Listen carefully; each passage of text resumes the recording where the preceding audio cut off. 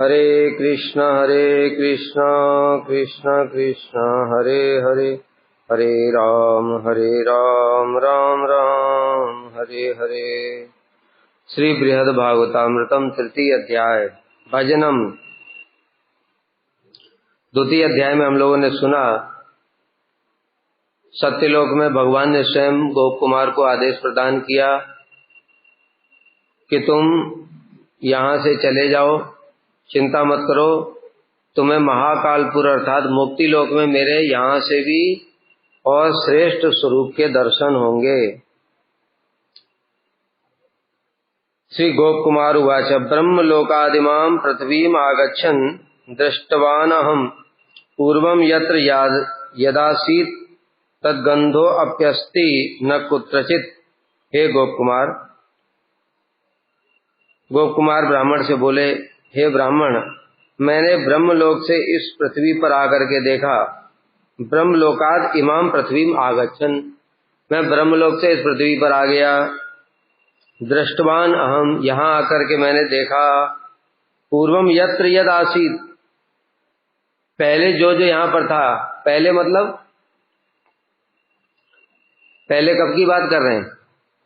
स्वर्ग में लोग गए थे, स्वर्ग में जाने के बाद में फिर वहां से महरलोक चले गए, महरलोक के बाद में जनलोक तपलोक को गए, तपलोक के बाद सत्यलोक को गए, सत्यलोक के बाद में कितने क्या क्या बने, इंद्र भी बने, ब्रह्मा भी बने, सब कुछ हुआ। ब्रह्मा बने तब भी उन्होंने देखा था पृथ्वी पर क्या क्या है,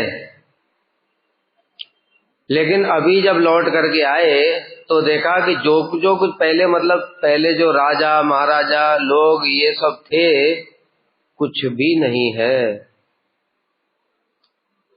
कहीं उसका चिन्ह या गंध मात्र भी नहीं है। जैसे हम लोग सुनते ना, जो रेवती और इनके पिताजी थे कुकुदमी, ये अपनी पुत्री के विवाह के लिए ब्रह्मा जी के पास में गए सत्यलोक में। तो वहां पर जब गए तो ब्रह्मा जी से पूछा कि ब्रह्मदेव, मुझे अपनी पुत्री के विवाह के लिए योग्य वर बताइए। तो उन्होंने कहा कि तुम यहाँ पर आए हो, अब लौट करके जब जाओगे तब तक सब कुछ खत्म हो गया, पृथ्वी पर कुछ नहीं बचा है, और अभी 27वें चतुर्युग का द्वापर चल रहा है। 28वें का भगवान कौन से 28वें चतुर्युग में, 28वें चतुर्युग का द्वापर चल रहा है, और यहाँ पर बलदेव प्रभु जो भगवान ही है वो अवतरित हैं, उनके साथ में जाकर के अपनी पुत्री का विवाह कर दो। तो मतलब गए थे सतयुग में, और अभी चल रहा है, कितने सतयुग बीत गए, और अभी चल रहा है 28वें चतुर्युग का द्वापर चल रहा है। इस प्रकार से काल की गति है। इसलिए हम लोग सुनते हैं ना कि देवता लोग ब्रह्मा जी के पास में गए, अगर वहां जाएंगे कंस को मारने कंस की शिकायत करने के लिए, अगर सत्य लोग पहुंच गए ना देवता लोग, तो लौट करके आएंगे तो कंस वैसे ही मर जाएगा। इतनी उम्र तो दी नहीं भगवान ने किसी असुर को, समझ गए? वहां नहीं जाते। यहाँ पर रहते सुमेरु पर्वत पर भी ब्रह्मा जी का एक लोकल ऑफिस, एक हेड ऑफिस होता है, एक लोकल ऑफिस होता है। इसलिए ब्रह्मा जी लोकल ऑफिस में भी आते हैं, वहां पर इनकी कंप्लेंट सुनते हैं देवताओं की, नहीं तो वहां जाने से तो सब कुछ उलट पुलट हो जाएगा। इस प्रकार से जो कुछ भी नहीं था, गंध मात्र भी नहीं थी। अब यहाँ पर बता रहे हैं टीका में, मथुरा मंडल सब समय एक जैसा ही विराजमान रहता है। इस प्रकार से मथुरा महात्मा का इसमें वर्णन करेंगे। मैंने पृथ्वी पर आकर के देखा, जहां जहां जो दो मनुष्य आदि थे, देवता मनुष्य, वो कोई भी नहीं बचा हुआ है। गोप कुमार के परिवार के लोग भी होंगे, अभी कोई टेंशन की बात नहीं, सब खत्म। परम श्री मथुरा तादृक् वनाद्रि सरिदन्विता विराजते यथा पूर्वम तादृशै जंगमैर्वृता। किंतु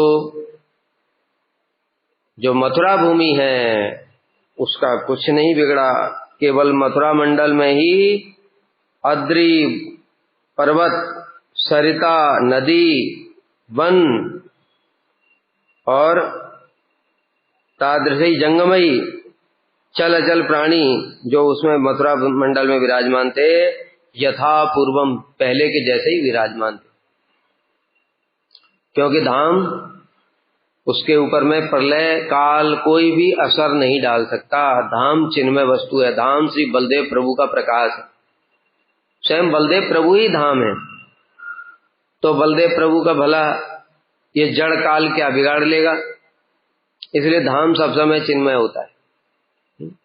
जब मार्कंडेय ऋषि ने प्रलय देखने की इच्छा करी, उस समय उनको प्रलय दिखाई दी। प्रलय में थपेड़ों में घूमते घूमते इतनी ऊंची ऊंची लहरें और पानी पानी चारों तरफ मूर्छित होकर के पड़े हुए उसमें तैर रहे हैं, उनको कुछ पता नहीं, मूर्छा में डूबे हुए। उसी समय देववश नवद्वीप धाम में पहुंच गए। वहां पर सुरभि देवी थी गोद्रुम द्वीप में। उन्होंने देखा मार्कंडेय ऋषि बह रहे हैं, वो समझ गई। उन्होंने उनको बाहर निकाला और उनको अपना जो अमृतमय दूध भी पान कराया, उससे उनके थोड़ी शक्ति आई। तो वो आश्चर्य में पड़ गए, अरे चारों तरफ प्रलय है, ये वन उपवन यहाँ पर कैसे, इसमें प्रलय क्यों नहीं है? तब सुरभि देवी ने बताया, मार्कंडेय सुनो, ये साधारण स्थान नहीं है, ये महाप्रभु का धाम है, चिन्मय है नवदीप धाम। ये प्रलय के समय भी जैसे का तैसा ही रहता है, इसका कोई भी कुछ नहीं बिगाड़ता। इसी प्रकार से मथुरा धाम भी जब वर्णन आता है कि जब प्रलय थी, वराह देव आए थे, उस समय भी मथुरा मंडल जो था वो विराजमान था। तो इस प्रकार से वहां पर कोई भी पशु पक्षी इत्यादि समस्त प्राणी, पशु स्थावर जंगम मनुष्य, ये कौन से साधारण मनुष्य की बात नहीं चल रही है, ये जो धाम के वासी हैं वो सब वहीं पर उस प्रकार से विराजमान रहेंगे। आज्ञाम भगवता स्मृत्वा भ्रमन् वृंदावनांतरे अन्विष्य कुंजे अत्र पश्यम स्वगुरुम प्रेम मूर्छितम। आज्ञाम भगवता, भगवान की आज्ञा का स्मरण करते हुए, भगवान ने क्या आज्ञा दी थी? गोप कुमार तुम यहां से पृथ्वी पर चले जाओ, वहां तुम्हें अपने गुरु जी के दर्शन होंगे। ये स्मरण करके भ्रमण वृंदावन अंतरे, वृंदावन में इधर उधर घूमने लगा, गुरु जी कहाँ मिलेंगे, गुरु जी कहाँ मिलेंगे, इस प्रकार से अलग अलग स्थानों पर घूमने लगा, अन्वेषण करने लगा। कुंजे अत्र अपश्यम, और ऐसे ढूंढते ढूंढते एक कुंज में स्वगुरुम, अपने गुरु जी के दर्शन हुए। कैसे थे वो? प्रेम मूर्छितम, प्रेम की मूर्छा में डूबे हुए थे। गुरु जी तो उनके सब समय प्रेम में आविष्ट रहते थे। अरे जो बताओ, जो अपने शिष्य को मंत्र भी नहीं बता पा रहा, उसकी क्या स्थिति रही होगी।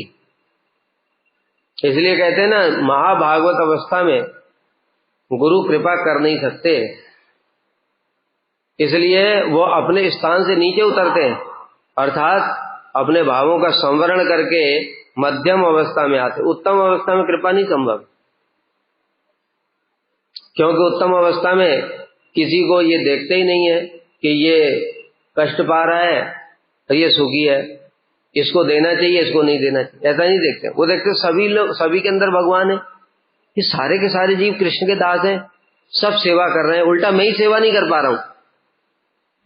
अभी भैया जब गुरुजी ऐसे सोच लेंगे, किसी शिष्य कोई गया उनसे मंत्र लेने के लिए, गुरुजी मंत्र दे दो, गुरुजी कहेंगे अरे तुम सेवा कर रहे हो, मैं तो सेवा कर ही नहीं पा रहा हूं, मैं तुमको क्या मंत्र दूंगा। गुरुजी उसको उल्टा प्रणाम करने लग गए। अब बताओ क्या करेगा? कृपा होगी? नहीं होगी। इसलिए गुरु क्या करते हैं? गुरु मध्यम अधिकार में प्रवेश करते हैं। मध्यम अधिकार का अपने भावों को संवरण कर लेते हैं। संवरण क्या करते हैं? कृष्ण की इच्छा से संवरण होता है, कृष्ण की इच्छा से होता है, मतलब कृष्ण उनके उन भावों को प्रकाशित होने नहीं देते। नहीं तो रूप गोस्वामी, सनातन गोस्वामी ये ग्रंथ ही नहीं लिख पाते। क्या अवस्था हो जाती? अरे रघुनाथ दास गोस्वामी उन ग्रंथों को पढ़ रहे हैं, पढ़ने के साथ साथ उनकी ऐसी अवस्था हो जाती है कि वो रोते रहते हैं, रोते रोते ग्रंथ भिगो दिया उन्होंने। और रघुनाथ दास गोस्वामी तो रूपानुग हैं, तो रूप गोस्वामी के भाव कैसे होंगे? वो कैसे फिर उन्होंने लिख दिया? जब रघुनाथ दास गोस्वामी उनको पढ़ भी नहीं पा रहे तो लिखने वाले ने कैसे लिख दिया? संभव है क्या ये? कभी संभव ही नहीं है, लेकिन संभव होता है। किस प्रकार से? भगवान की इच्छा से। भगवत इच्छा सबसे बलवान है। महाप्रभु क्या करते हैं? उनके भावों को ढक देते हैं, उस समय भाव प्रकाशित नहीं होने देते। तो इस प्रकार फिर उनकी बुद्धि थोड़ी काम करती है, तब जाकर के वो ग्रंथ इत्यादि लिखते हैं, नहीं तो उनको बाह्य अवस्था ही नहीं रहेगी। एक बार बस स्मरण किया किसी दान घाटी की लीला का और मूर्छित होकर के गिर पड़े। कुसुम सरोवर लीला स्मरण किया, मूर्छित हो जाएंगे, क्या लिखेंगे फिर? तो इस प्रकार से इनके जो गुरु हैं ये भी इसी अवस्था के हैं। याद है ना, जब शुरुआत हुई थी ग्रंथ की गोवर्धन में, गुरुजी ने मंत्र दिया और मंत्र देने के साथ साथ ही गुरुजी मूर्छित हो गए। अभी व्याकुल होकर के रोने लगे गुरुजी, और रोते रोते इधर उधर गए और कहाँ चले गए पता नहीं।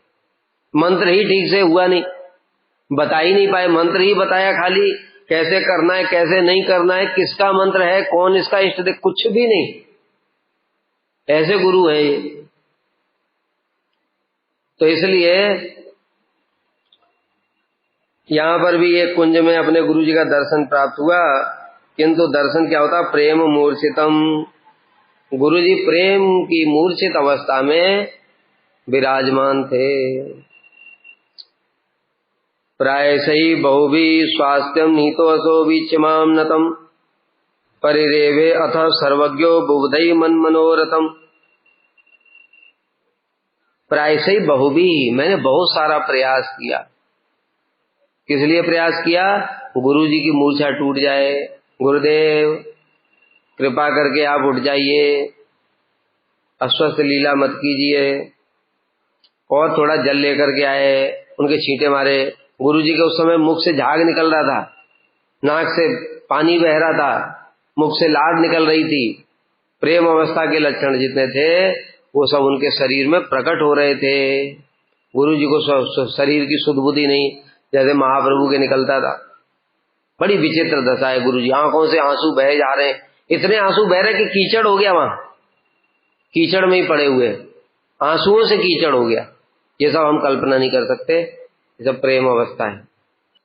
और फिर उनके चरणों में मैंने प्रणाम किया, स्वस्थ किया तो थोड़ा पानी वानी डाला गुरु जी के ऊपर और बार बार प्रार्थना की। ऐसे बहुत प्रयास करने के, बहुत भी प्रयास है, बहुत सारा प्रयास करने के पश्चात में उनको स्वस्थ किया और फिर उनके चरणों में प्रणाम किया। मुझे प्रणत देख करके उन्होंने मुझको आलिंगन किया। गुरुजी ने उनको आलिंगन कर लिया। और सर्वज्ञ बुबधई, सर्वज्ञ होने के कारण गुरुजी सर्वज्ञ भी थे, सब कुछ जानने वाले थे। उनको गुरुजी को सब कुछ पता है, यही गुरु है। जो जानता ही नहीं शिष्य के बारे में उनको शिक्षा क्या देगा? गुरुजी को पता है ये स्वर्ग गया था, वहां से फिर महरलोक गया था, वहां से तपलोक गया था, फिर सत्यलोक गया था। सत्यलोक में इसने इच्छा करी है कि मैं मुक्ति लोक में चला जाऊं। गुरुजी को सब कुछ पता है, इसलिए सर्वज्ञ होने के कारण उन गुरुदेव ने मेरे मनोरथ को जान लिया। कौन सा मनोरथ? मुक्ति पद में जाने की इच्छा। स्नात्वा स्वदत्त मंत्रस्य ध्यानादि विधिमुद्दिशन् किंचिन मुखेन किंचिच्च संकेतेन अभ्यवेदयत्। क्या बता रहे? स्नात्वा, फिर उन्होंने स्नान किया। यमुना जी पास में ही थी, वृंदावन में है ना ये, यमुना जी पास में ही थी। यमुना जी में गुरुजी ने स्नान किया। स्वदत्त मंत्रस्य ध्यानादि विधि, और जो अपना मंत्र प्रदान किया था, जो मतलब कितने कल्पों के बाद में अब ध्यान के मंत्र की विधि बता। पहली बार में गुरुजी ने दिया था मंत्र, और मंत्र देने के बाद में बस मंत्र ही बताया, और उसके बाद में गुरुजी जैसे ही ध्यान बताने के लिए, तो गुरुजी ध्यान बता रहे तो थोड़ा उनको भी ध्यान हो गया। जैसे ही ध्यान हुआ तो व्याकुल हो गए, प्रेम में व्याकुल हो गए, फिर नहीं बता पाए, चले गए वहां से। चले गए। फिर एक बार जगन्नाथपुरी में थोड़ी देर के लिए दर्शन हुआ था, फिर उनको बता दिया था कि जो मैंने मंत्र दिया है उसको तुमको सब सिद्धि होगी, इसी को ध्यान पूर्वक करो और संकल्प पूर्वक करो। संकल्प पूर्वक मंत्र को, मतलब मुझे ये वस्तु चाहिए, इस प्रकार से भगवान की सेवा चाहिए, जागतिक वस्तु नहीं पारमार्थिक, तो उससे जल्दी शीघ्र सिद्धि होगी। और उन्होंने बहुत सारा आशीर्वाद दिया था, तुम्हारा शरीर ऐसा ही रहेगा, तुम जो इच्छा करोगे वो प्राप्त हो जाएगा। फिर ध्यान की विधि नहीं बताई थी। फिर अब इतना कितने ब्रह्मा बन गए तो गोप कुमार अब कितने कल्प वहां बीते होंगे, क्या क्या हुआ हो, कितनी प्रलय हुई होंगी। उसके बाद में फिर यहाँ पर आए, अब तब जाकर के गुरुजी मंत्र का ध्यान बता रहे कि बेटा सुनो, कुछ विधियों को संकेत द्वारा, कुछ विधियों को मुख से बता रहे, मुख से कुछ विधियों को तो बताया, सुनो ऐसे करो, बैठो, पहले आसन को शुद्ध करो, उसके बाद में आचमन पात्र लो, आसन शुद्धि मंत्र जपो, उसके बाद में आने करने के लिए बैठो, 12 तिलक करो, फिर उसके बाद में आचमन करो, और उसके बाद में ऐसे करके 2.5 बार जनेऊ को लपेटो, ऐसे करके बता रहे गुरुजी। कुछ तो ऐसे बताया, कुछ ऐसे नहीं बताया, कुछ केवल ऐसे दिखा दिया है बस संकेत में। कारण क्या है? कारण बताएंगे कि पहले बता रहे हैं कि उन्होंने स्नान क्यों किया, क्योंकि उनके मुख से लार निकल रही थी, इसलिए अश्रु, और शरीर में धूल लगी हुई थी, ब्रजरज, ये धोने के लिए सब यमुना जी में स्नान किया। फिर उन्होंने अपने मंत्र के न्यास और मुद्रा आदि से संबंधित चीजों को प्रकाशित किया। क्यों? अब गुरुजी प्रेम अवस्था में, प्रेम अवस्था का मतलब ये निरंतर स्फूर्ति। भाव और प्रेम में अंतर क्या है?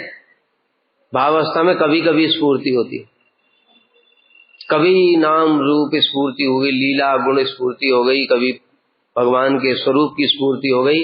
पर प्रेम अवस्था में निरंतर स्फूर्ति होती है। एक बार बस सोच लिया, बस मंत्र जपने के लिए कृष्ण का, जैसे ही कृष्ण क्लीम क्लीम करते ही कृष्ण की स्फूर्ति हो गई। अब बाकी विधि कैसे बताएं? अब तो व्याकुल हो गए प्रेम में, इसलिए बता रहे थे, थोड़ा तो बताया। जब तक मंत्र का ध्यान नहीं किया तब तक बताया, सुनो ऐसे बैठो, ये करो वो करो, और फिर जैसे ही सुनो उसके बाद ऐसे ध्यान करना है। ध्यान के लिए जैसे ही ध्यान किया तो एकदम से स्फूर्ति हो गई, प्रेम के विकार फिर प्रकट हो गए। अब कैसे बताएंगे? तब भी थोड़ा जैसे तैसे भावों को संवरण करके उनको इशारे से बता दिया, ऐसे कर, हाथ से ऐसे करना है। देखो,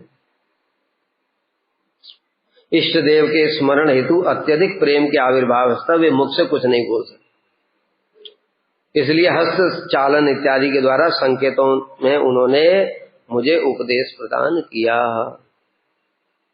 जगाच निजम सर्वमिदं प्रेष्ठाय ते अददाम, सर्वम एतत् प्रभावेण स्वयं ज्ञास्यसि लप्स्यसे। उसके बाद में गुरुजी ने कहा, हे वत्स, तुम मेरे अत्यंत प्रिय हो, प्रेष्ठाय, तुम मेरे अत्यंत प्रिय हो, प्रेष्ठ, ते अददाम, इसलिए तुमको मैं दे रहा हूं। क्या दे रहा हूं? सर्वस्व, सर्वमिदम, अपना सर्वस्व दे रहा हूं। देखो ये बड़ी मुख्य बात, गुरुजी ने हमको मंत्र नहीं दिया है, अपना सर्वस्व दे दिया है, किंतु हम हैं मूढ़, समझ ही नहीं पाए। जैसे एक पिता है, पिता ने देखा मेरा बालक है छोटा सा, अभी पिता का अंतिम समय आ गया है, उसके पास संपत्ति बहुत है, उसने एक पहेली में लिख करके पुत्र को दे दिया। पहेली में क्यों लिखा? क्योंकि अगर ओपनली लिख देगा तो कोई दूसरा जो अनधिकारी है वो भी उस संपत्ति को ले सकता है, इसलिए पहेली में लिख करके दिया कि बड़ा होकर के समझ जाएगा, और समझ जाएगा फिर इसको संपत्ति प्राप्त हो जाएगी, नहीं तो कोई और निकाल ले जाएगा। फिर पुत्र बड़ा हुआ, धीरे धीरे समझदार हुआ, पढ़ा लिखा, इधर उधर, तब जाकर के किसी विद्वान से फिर पूछा, तब जाकर के उसको पहेली का मतलब समझ में आया, तब जाकर के फिर वो संपत्ति मिली उसको। किंतु कोई उसको विद्वान मिला नहीं, खुद भी मूर्ख रहा, तो फिर क्या फायदा, फिर कुछ नहीं लाभ होगा। इसी प्रकार से गुरु अपनी संपत्ति संपूर्ण, उनकी संपत्ति है कृष्ण प्रेम, और ये मंत्र के द्वारा हमको वो प्रदान किया है। लेकिन हम अभी बालक हैं, अनर्थग्रस्त, कुछ जानते ही नहीं अपना। गुरुजी ने मंत्र दिया, इससे क्या होगा पता ही नहीं चल रहा है। फिर धीरे धीरे बड़ा होता है, कोई विद्वान व्यक्ति उसको मिल जाता है। विद्वान व्यक्ति मतलब उसको शिक्षा गुरु, उसके मंत्र को समझने वाला, जिसको थोड़ी बहुत उपलब्धि है, ऐसा व्यक्ति मिल जाता है। तब फिर वो समझाता है उसको कि भाई ये मंत्र ही सब कुछ है, इसमें गुरुजी ने तुमको सब कुछ दे दिया, मतलब कृष्ण को ही दे दिया। उनकी संपत्ति तो कृष्ण ही है, और ये मंत्र नहीं, ये कृष्ण ही है स्वयं। ये मंत्र नहीं है साक्षात, यो मंत्र स गुरु साक्षात, यो गुरु स हरि स्वयं। इसमें स्पष्ट बता रहे, यो मंत्र स गुरु साक्षात। मंत्र को गुरु से अभिन्न समझो, जो उन्होंने जो प्रदान किया है, और गुरु को भी हरि से अभिन्न समझो। इसलिए मंत्र हरि से अभिन्न है। उन्होंने ये तुमको संपत्ति दिया, लेकिन हम मूर्ख अज्ञानी समझ ही नहीं पा रहे हैं। तो इस प्रकार से गुरुजी ने इनको बोला कि बेटा मैंने तुम्हें अपना सर्वस्व प्रदान कर दिया है, मंत्र के रूप में, बीज के रूप में। अब उसको खाद पानी देना तो हमारा काम है, हम उसको कुछ देते ही नहीं है, उससे संपत्ति की कामना करते। हमको अभी तक संपत्ति मिल क्यों नहीं थी, मिल क्यों नहीं थी? अरे कुछ करो तो सही तो मिलेगी। बताए ना, अनधिकारी को फिर देने से लाभ क्या? मान लो कोई एक बेटा है जो शराब पीता है, जुआ खेलता है, कुकर्म करता है, वो संपत्ति दे दिया तो पिता ने फिर क्या करेगा? सब बर्बाद कर देगा। इसलिए पिता ऐसा नहीं करता। पिता उसको इस रूप में देता है जो योग्य होगा तभी प्राप्त होगी। समझ गए? योग्यता का मतलब क्या है? जिसके अंदर भोग वृत्ति होगी उसके सामने मंत्र प्रकाशित ही नहीं होंगे, मंत्र की शक्ति प्रकाशित नहीं होगी। लेकिन जो सेवा की इच्छा करता है, सेवा की भावना है जिसकी, उसके सामने धीरे धीरे वो मंत्र प्रभु अपनी शक्ति को प्रकाशित करेंगे। प्रकाशित जितना करते जाएंगे उतना उसको मंत्र की उपलब्धि होती जाएगी और मंत्र के स्वरूप का दर्शन हो जाएगा। इसलिए गुरु कोई साधारण तो है नहीं। गुरु ने तुमको मंत्र दे दिया और तुम सोचो कि मैं अपनी इच्छा से इससे कृष्ण को प्राप्त कर लूंगा, अपनी इच्छा पूरी कराऊंगा, भोग कराऊंगा, संभव नहीं है। गुरु भी चिन्मय, दिया हुआ मंत्र भी चिन्मय। गुरु भी मन की बात जानते हैं, मंत्र प्रभु भी जानते हैं, इसलिए वो प्रकाशित ही नहीं होंगे। जब प्रकाशित ही नहीं होंगे तो तुम करते रहो, कुछ दिनों में क्या हो जाएगा? अगर तुम अनधिकारी हो तो संशय उत्पन्न हो जाएगा। मंत्र प्रभु स्वयं उतनी बुद्धि को फेर देंगे और उसको दिखाई देगा कि मंत्र पंत्र जपने से कुछ नहीं होता, किसी को कुछ नहीं हो रहा है, ये देखो इतना पुराना है, इसको भी हृदय में काम है, किसी का कुछ नहीं हो रहा है, सब बेकार की बात है, इनसे कुछ नहीं होता है, ऐसा भावना हो जाएगी अनधिकारी व्यक्ति के लिए। और जो अधिकारी व्यक्ति है उसके सामने देखेगा, अरे जो जो गुरुजी बात कहते हैं, जो जो गोप कुमार के साथ हो रहा है वो मेरे साथ भी तो हो रहा है। धीरे धीरे जो जो संकल्प मैं कर लेता हूँ एक बार में कृष्ण की सेवा करने के लिए, मेरे तो इच्छा पूरी हो जाती है। किसी को बोला ही नहीं मैंने, फिर भी इच्छा पूरी हो गई। ऐसा कैसे संभव है? एक बार नहीं, बार बार हो रहा है। इसका मतलब मंत्र प्रभु है और गुरुजी ने मुझे संपत्ति दे दी है। बेटा थोड़ा और धैर्य कर, ठीक से भजन कर और थोड़ा चेष्टा कर, बाकी सब भी प्रकाशित हो जाएगा। इस प्रकार से उसको सबकी सारी की सारी संपत्ति जो गुरुजी की है वो प्राप्त हो जाएगी। भक्ति पदेश दाय भाग, वो भक्ति पद का अधिकारी हो जाता है। इसलिए गुरुजी ने कहा, बेटा मैंने तुम्हें अपना सर्वस्व प्रदान किया है, इसके अलावा जो कुछ भी रहस्य है वह तुम्हें इस मंत्र जप के प्रभाव से स्वयं ही ज्ञात हो जाएगा। और भी इसमें कुछ रहस्य की बातें जो है वो सब तुमको अपने आप समझ में आ जाएगी। ये भी बिल्कुल साधक का लक्षण है। गुरुजी ने, हमने देखा गुरुजी ने शायद ही किसी को मंत्रों का मतलब बताया, और गुरुजी खुद भी कहते थे हमारे गुरुजी ने भी कुछ बताया नहीं ज्यादा, लेकिन मंत्र जप करते करते हमको उपलब्धियां हुई, ऐसे ही तुमको भी होंगी। अब गुरुजी की वचनों में जिसको विश्वास है और श्रद्धा पूर्वक, और दूसरी बात भोग की इच्छा रहित होकर जो जप करेगा, धीरे धीरे उसको उपलब्धि होनी शुरू होगी। मंत्र का अर्थ समझ में आने लगेगा, जो हमको किसी ने बताया ही नहीं मंत्र का अर्थ ऑटोमेटिक समझ में आ जाएगा। यही चमत्कार है, जगत में ऐसा नहीं होता है, क्योंकि मंत्र प्रभु चिन्मय है। जब वो देखते हैं कि ये गुरु के प्रति श्रद्धावान है, मेरे प्रति भी श्रद्धावान है और भोग की इच्छा नहीं करता है, तब मैं इसको धीरे धीरे प्रकाशित करता हूँ। तो मंत्र प्रभु हृदय में स्वयं प्रकाशित कर देते हैं। गुरु जी की कृपा तो है ही है, गुरु जी भी हैं, दोनों की कृपा से पहले अर्थ समझ में आएगा, फिर मंत्र करने की विधि समझ में आएगी, फिर मंत्र का प्रभाव दिखने लगेगा, फिर वो प्रभाव दिखते दिखते बढ़ता चला जाएगा और श्रद्धा भी बढ़ती चली जाएगी, और फिर ऐसी श्रद्धा हो जाएगी जैसी गोप कुमार की है। तो गुरुजी ने कहा, मैंने तुम्हें सर्वस्व प्रदान किया, इसके अलावा जो कुछ और रहस्य की बातें, गूढ़ रहस्य, वो सब भी मेरे द्वारा प्रदत्त मंत्र के न्यास आदि अंगों की विधि सहित जप करने से प्रभाव से ही प्राप्त होगा। पहले भी जो बताया था गुरुजी ने, उस समय विधि इत्यादि नहीं बताई थी, तब भी देखो मंत्र का प्रभाव था, लेकिन एक अवस्था में आने के बाद में अब और उसका प्रभाव ज्यादा होगा, तब वो विधि बहुत जरूरी है, अब और जल्दी हो जाएगा। अभी हम विधि भी पालन करते तो भी कुछ नहीं होता है, और जो विधि पालन नहीं कर रहे उनका भी कुछ नहीं होता है। होता है कि नहीं? ऐसा ही हो रहा है ना। इसलिए हमारे लिए अभी विधि की जरूरत भी नहीं, तो गुरुजी ने भी इसलिए ज्यादा उस समय विचार करके और विधि भी दी नहीं थी, क्योंकि अभी प्रारंभिक अवस्था में कोई ज्यादा कुछ फर्क नहीं पड़ता है। जो मतलब ये मंत्र का न्यास, ध्यान, शरणागति, प्रपत्ति इत्यादि की बात कर रहे हैं, वो सब नहीं जो हम लोग करते हैं, वो विधि की बात नहीं कर रहे हैं, वो तो हमारे लिए जरूरी है। जो विधि पूर्वक करेगा, मतलब आसन को शुद्ध करके, स्नान करके, 12 तिलक करके, आसन पे बैठ करके, आसन शुद्ध करके, पूर्व दिशा सवेरे और दोपहर में, संध्या के समय उत्तर दिशा में मुख करके ध्यान करते हुए करेगा, उसका मंत्र को जल्दी शक्ति उसमें आनी शुरू हो जाएगी। और जो ऐसे ही टाइम पास चलते फिरते, कभी मुंह धोया, कभी नहीं धोया, आचमन किया, नहीं किया, कुछ करेगा, उसको कुछ दिनों के बाद में भूत पकड़ लेगा।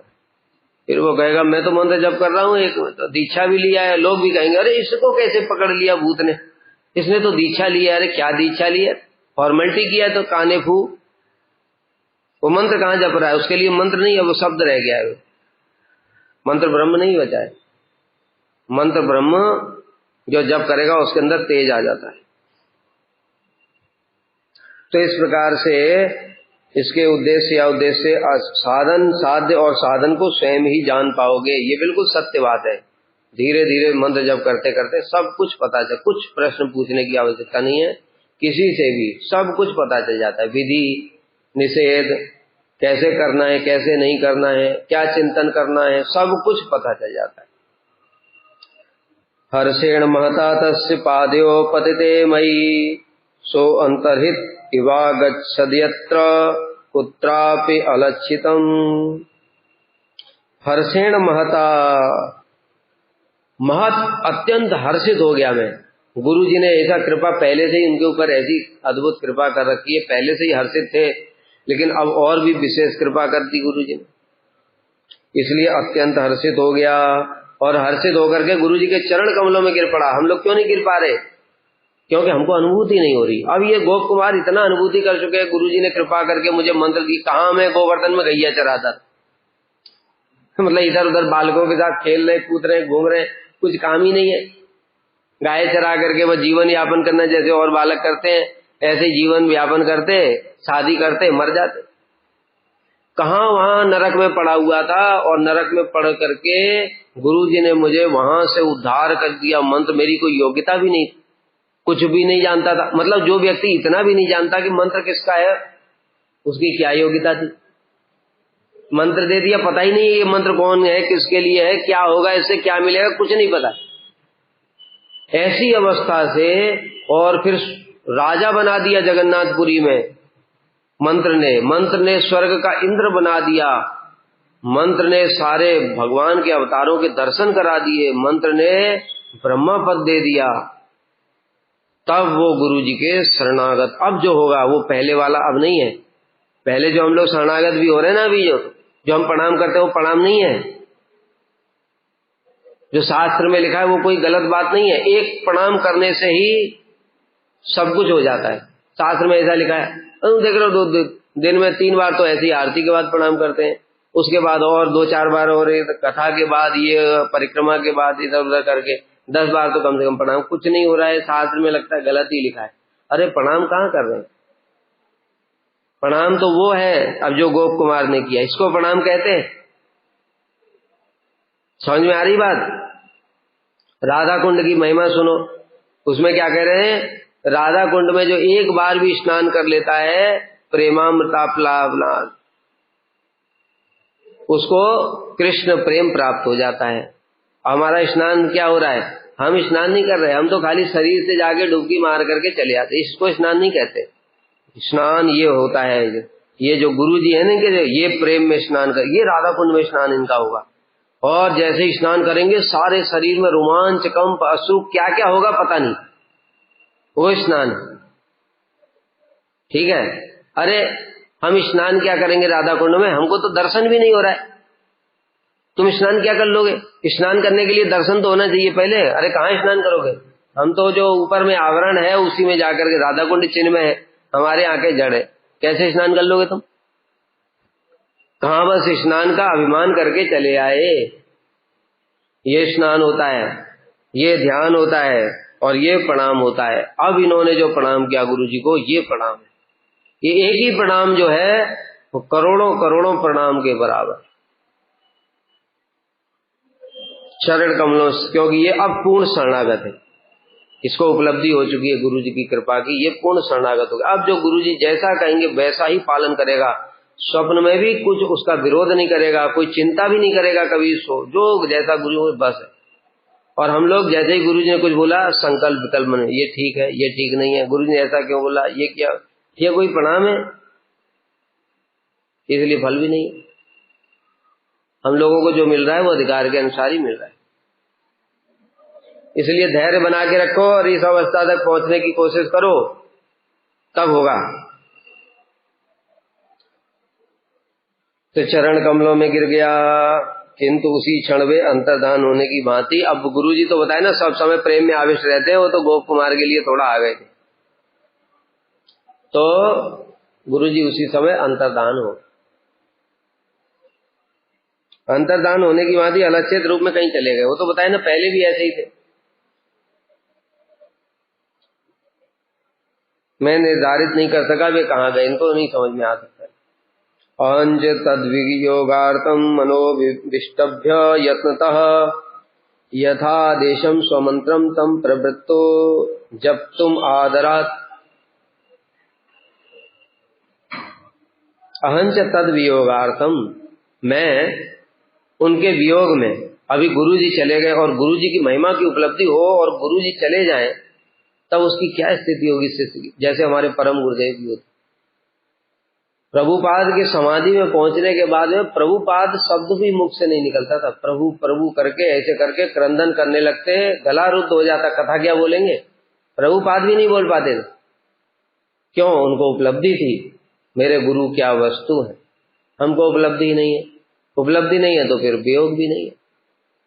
जिसका जितना ज्यादा प्रेम है उसको उतना ज्यादा वियोग होगा, विप्रलंब होगा। राधा जी का इसलिए जो विरह है उसकी तुलना कोई कर ही नहीं सकता, कोई समझ ही नहीं सकता, क्योंकि उनका प्रेम सर्वोत्तम है। सर्वोत्तम प्रेम है तो विरह भी सर्वोत्तम होगा, है ना। जैसे बताया एक परिवार में एक माँ है, उसका पुत्र है, उसका पिता भी है, उसके भाई बहन है, सब है, परिजन है, उसकी मृत्यु हो जाए, सबसे ज्यादा दुख किसको होता है? माता को होता है। क्यों होता है? क्यों माँ उसको सबसे ज्यादा प्रेम करती है, पिता उसे थोड़ा कम करता है तो पिता माँ को भी सांत्वना दे लेता है, और भाई बहन तो थोड़ा बहुत, किसी को तो पता ही नहीं, किसी को पता है, वैसे करके। इसलिए गुरु जी के वियोग में मेरा मन कातर होने लगा। विष्टभ्य यत्नतः, धैर्य धारण किया, जैसे जैसे तैसे कर। गुरु जी कहाँ चले गए, कहाँ चले गए, फिर धैर्य धारण किया कि गुरु जी के रोने से कुछ नहीं होगा, गुरु जी ने जो मंत्र दिया उससे सब कुछ होगा, इसलिए मैं मंत्र जपता हूँ। और उनके आदेशानुसार जैसे तैसे अपने आप को कंट्रोल किया, और कंट्रोल करके फिर बैठ करके एक जगह फिर मंत्र जप करना प्रारंभ किया। क्या उद्देश्य से? कहाँ जाना है? मुक्ति पद जाना है अब उनको। और इस ब्रह्मांड के बाहर की बात है, अभी तक तो इस ब्रह्मांड में थे तो मन की गति से चले जाते थे, सटासट मार लोग में थे और सीधे तपोलोक में पहुंच गए। वहां से सत्यलोक में कब पहुंच गए पता ही नहीं चला। लेकिन अब आसान नहीं है, अब ब्रह्मांड से बाहर जाना है। इसलिए तो कहते हैं मुक्ति बहुत कठिन है। तथा उनके द्वारा प्रदत्त जप विधि की शिक्षा के अनुसार जो पूरा न्यास इत्यादि सब बताया, 5 पंचांग मंत्र जब होता है वो सब बताया था हमने, उसके अनुसार मंत्र जप करना प्रारंभ किया। यद्यपि भगवान के मंत्र का थोड़ा भी जप करने से स्वयं ही मुक्ति पद प्राप्त होता है, थोड़ा सा भी जप करने से प्राप्त हो जाता है, किंतु शीघ्र प्राप्त हो जाए इसके लिए मैं मंत्र विधि के साथ जप करने लगा। पांच भौतिकतातीतम स्वदेहम कलयन रवे।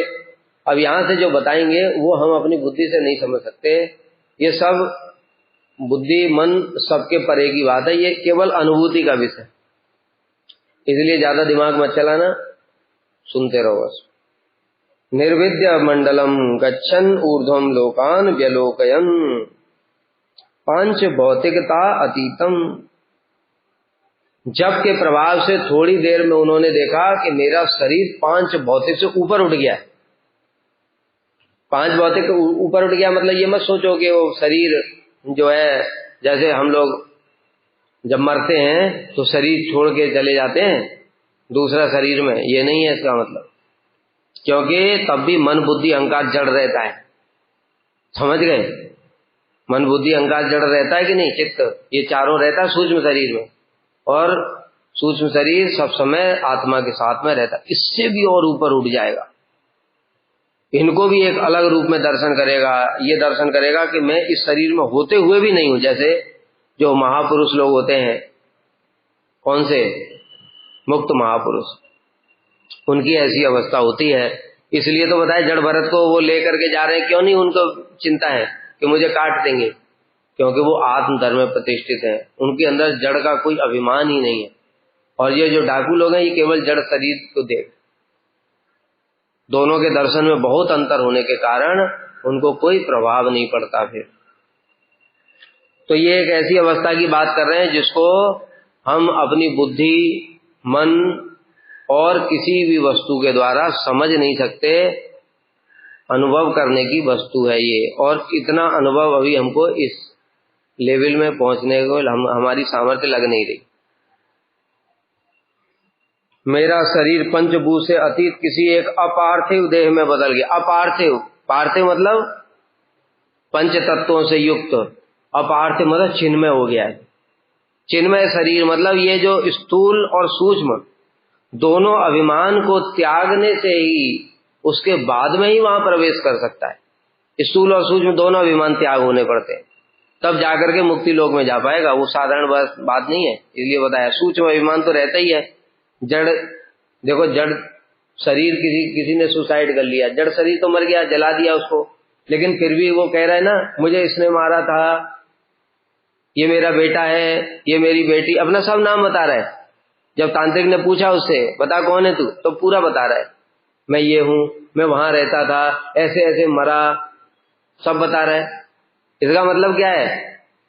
बेटा खाली शरीर जला है, अंदर का अहंकार तो गया ही नहीं है। इसलिए ये जो अवस्था है इसमें अहंकार भी चला जाता है। सूक्ष्म अहंकार मतलब भोक्ता कर्ता, और स्थूल तो चला ही गया। फिर मैं सूर्य मंडल को भेद करके ऊर्ध्व लोक में गमन करते करते 14 भुवनों को देखने लगा। इनसे ऊपर निकल गए।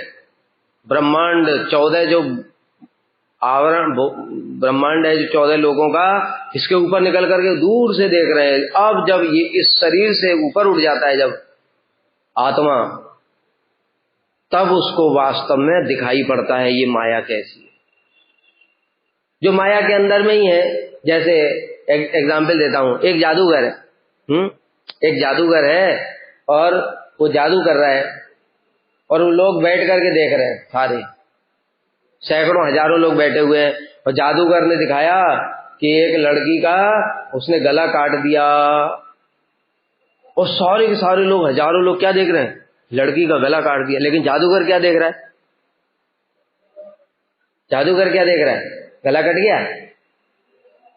वो जानता है सारा, उसने माया फैला रखी है, उस माया के अधीन में वो हजारों लोग हैं, लेकिन जादूगर अधीन में नहीं है। वो जानता है तो खुद कुछ देर के बाद में फिर आकर के जोड़ दे। अच्छा, उस जादूगर के बेटे का सच में गला काटो, कहते बेटा जोड़ के दिखा जरा। अभी तो तूने लड़की का 100 जगह शो किया, तो 100 जगह पर गला काट काट के जोड़ा। हम तेरे बेटे का गला काट देते हैं, अब तू जरा जोड़। उसके बाप भी नहीं जोड़ पाएंगे। जोड़ लेगा? क्योंकि वो जादू नहीं है, सच में गला काट दिया। तो इसलिए उसने जो माया का विस्तार किया, उसकी माया की सीमा में जो है उसके ऊपर माया का प्रभाव। दूसरा जादूगर आ गया, उससे भी बड़ा, वो सब देख रहा है कि कैसे ये मूर्ख बना रहा है लोगों को। ठीक है, उसी प्रकार से अभी हम माया रूपी जादूगर के ब्रह्मांड में हैं, इसलिए हम नहीं कभी देख सकते, हमको गला कटा हुआ ही दिखेगा। इसलिए हमको दिखेगा ये इसने मुझे मारा, उसने मेरे ऐसा किया, इसने मुझे सुख दिया, इसने मुझे दुख दिया, ये मेरा मित्र है, ये मेरा शत्रु है, ये वो, यही सब दिखेगा, क्योंकि हम जादूगर के अधीन में हैं। जैसे इस ब्रह्मांड से बाहर निकलेंगे तब देखो रे क्या विचित्र माया, कुछ भी नहीं है। कैसे आत्मा अपने आप को कर्ता और भोक्ता मान रहा है, कहीं कुछ है ही नहीं, लेकिन सब उसी में लगे हुए, दिन रात अनंत जीव सब शरीर के लिए ही लगे हुए हैं। जिसको अब वो देख सकता है कि ये शरीर क्या है। ये शरीर को अभी जैसे तुम्हारा दिख रहा है 6 फुट का शरीर, बड़ा शक्तिशाली, ये वो जवान, और वो देख रहा है कि ये पंच तत्व का है, राख है, ये उसको दिख रहा है। लेकिन हमको तो दिख नहीं सकता है, देखने पर भी नहीं दिख सकता। तुम अपने आप को राख मानो, एक थप्पड़ लगाऊंगा अभी, पता चल जाएगा राख है कि नहीं, होगा? तो चाह कर भी नहीं देख सकते हम, यही तो, क्योंकि जादू के अंदर है। लेकिन वो अब जादू से ऊपर निकल गया, इसलिए स्वप्नवत देख रहा है। जैसे स्वप्न में होता है कि हमको सुख हुआ, दुख हुआ, ये दोस्त था, ये मित्र था, शत्रु था, लेकिन जैसे ही जगह कुछ नहीं था, लेकिन उस समय कष्ट और सुख हो रहा था स्वप्न में, वो झूठ नहीं है। देखोगे तुम कि जब सपने में तुमको कोई गला दबा रहा था, या सांप डस रहा था, या भूत पीछे लग गया था, जैसे ही तुमने उठे एकदम से मुंह पानी मांग रहा है, पसीना निकला हुआ है, इसका मतलब क्या, कष्ट हो रहा था ना, तभी तो ऐसा हुआ। और उसी प्रकार से देखोगे बड़ा सुंदर स्वप्न लोक में चले गए, परियों के देश में, नंदन कानन वन है, वहां पर बढ़िया अमृत पान कर रहे हैं, और उठते ही मन एकदम, जैसे ही उठे नींद खुल गया, ये क्या है, तो आनंद हुआ ना। तो वो एक्चुअली क्या है, वो है भी और नहीं भी है, ये विचित्र अचिंत भेद है। वो सुख और दुख है भी और नहीं भी है, दोनों एक साथ। ठीक है, तो इस प्रकार से भाई, इसलिए हमने बता दिया, जैसे बताया ना कि राजा को एक जादूगर आया उसके राज्य में, और जादूगर ने जादू दिखाया। उसने जो जादू दिखाया, इतना अद्भुत जादू दिखाया कि वो जो राजा है उसकी रानी ने प्रसन्न होकर के उसको अपना 9 लाख का हार दे दिया। और जो 9 लाख का हार दिया, उसने अपनी पत्नी को दे दिया, पत्नी ने अपने एक बेटे को दे दिया। वो एक बेटे को दे दिया तो दूसरा बेटा कहने लगा मुझे दे, दोनों बेटों में झगड़ा होने लगा। एक बेटे ने चाकू निकाला और जो जिसके पास में हार था उसको मार दिया, उसने उसको मार, दोनों मर गए। जब दोनों मर गए, पत्नी ने देखा कि मेरे दोनों बेटे मर गए तो मैं जीवित रह करके क्या करूंगी, उसने खंजर लिया, अपने पेट में मार लिया। अभी जो जादूगर दिखा रहा था जादू, उसने सोचा जब पत्नी नहीं है, बच्चे नहीं है, इनके लिए तो मैं सब कुछ कर रहा था, उसने खंजर लिया, अपने मार लिया, सब मर गए। अभी राजा रानी सब इतने दुखी हो गए, कहते भाई जादू इतना अच्छा दिखाया, इससे क्या लाभ हुआ है, अब इनको उठा करके फिकवा दो। इनको उठा करके फिकवा दिया, सब कुछ करवा दिया। कुछ दिनों के बाद में राजा को चिट्ठी आई, महाराज आपने पहले वाले जादू के लिए हमको 9 लाख का हार दिया था, दूसरे वाले जादू के लिए क्या दोगे? तो दूसरा वाला कौन सा जादू? कहते हम चारों जीवित हैं।